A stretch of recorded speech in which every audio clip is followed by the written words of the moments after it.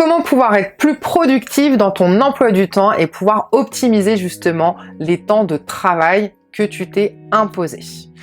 Ici, je vais voir avec toi justement une méthode dont tu as peut-être entendu parler qui s'appelle la méthode Pomodoro. Bonjour et bienvenue dans cette nouvelle vidéo, je suis Céline Beau, accordeuse d'être pour Mampreneur. J'accompagne les mamans à optimiser leur potentiel, à accorder leurs aspirations personnelles, familiales et professionnelles pour pouvoir gagner en liberté.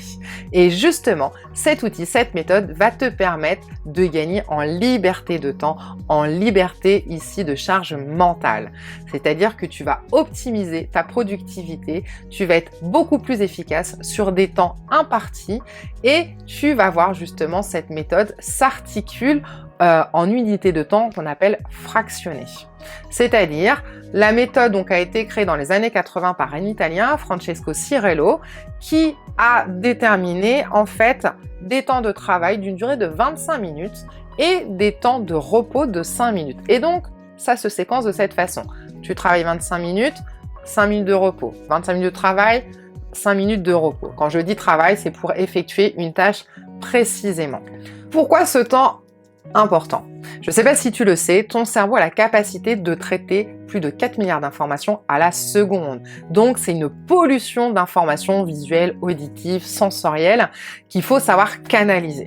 Et donc, pour les temps où tu vas être les plus efficaces pour que le cerveau garde sa concentration, la durée optimale, c'est 25 minutes.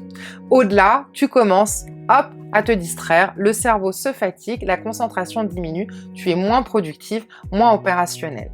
Et ces temps de repos sont autant importants que les temps de travail. C'est comme dans un entraînement sportif. C'est-à-dire que sur ces temps de repos, ton cerveau va pouvoir redescendre en pression, se reposer pour pouvoir mieux repartir derrière. Donc comme je te disais, cette méthode, c'est séquencer les choses que tu as à faire par tranche d'unité de temps. Pour pouvoir être sûr d'être dans cette unité de temps, tu vas pouvoir utiliser des timers. Tu les as sur des applications téléphone. Tu peux mettre même ton chronomètre sur le téléphone. Tu as même des petits objets qui te permettent d'avoir une petite sonnerie tous les 25 minutes. Ce qui est important dans cette méthode, ce n'est pas que cette répartition temporelle. C'est aussi de pouvoir justement enlever toute source de distraction. C'est-à-dire que quand tu vas être focus pendant les 25 minutes, il faut que tu sois dans un lieu qui soit épuré, dépollué de toute source de distraction visuelle. Donc, ton téléphone, tu le mets en mode avion. Tout ce qui va être musique, c'est ne pas utiliser n'importe quelle musique parce que mine de rien, ton cerveau va enregistrer, va vouloir chanter, va vouloir...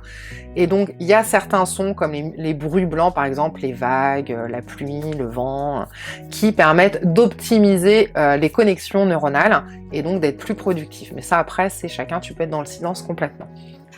Donc, c'est vraiment d'avoir un espace de travail qui soit libéré, on va dire, de tout truc visuel, parce que tu le sais, on commence quelque chose et puis oh tiens, on a vu ça, oh tiens, ton regard il est attiré par ça, ça t'a fait penser à, qui t'a fait penser à, et hop, tu t'es défocalisé de ton objectif initial.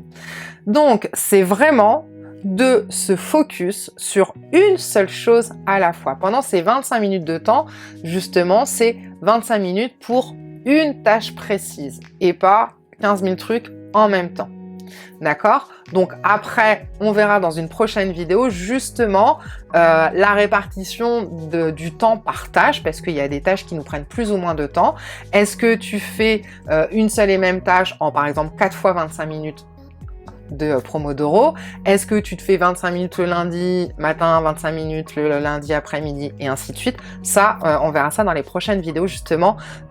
Aussi la différence entre le temps réel et le temps perçu ou de ce que nous demandent certaines tâches qui nous demandent plus de temps que d'autres et donc d'énergie que d'autres. Mais donc, je récapitule, cette méthode Pomodoro, c'est un séquençage de ton temps de travail en 25 minutes de temps de travail avec un petit timer, 5 minutes de repos. 25 minutes de travail, 5 minutes de repos, en essayant d'avoir un espace de travail le plus opérationnel possible, avec le moins de distractions possible.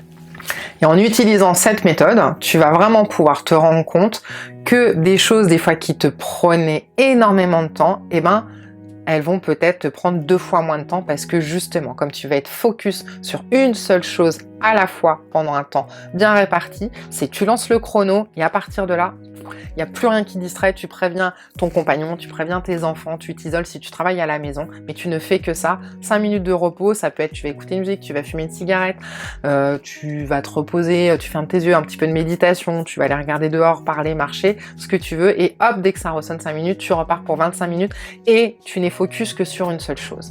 Et tu vas voir vraiment ta productivité qui va augmenter, l'optimisation de ton temps qui va augmenter, et donc tu vas pouvoir certainement libérer d'autres créneaux horaires pour t'occuper de toi-même, pour t'occuper de tes enfants ou pour ne rien faire du tout. Et ça, c'est quand même très appréciable. J'espère que cette vidéo t'a été utile. Pense à mettre le petit like sous la vidéo, à t'abonner si ce n'est pas encore fait pour ne rater aucune des vidéos que je propose.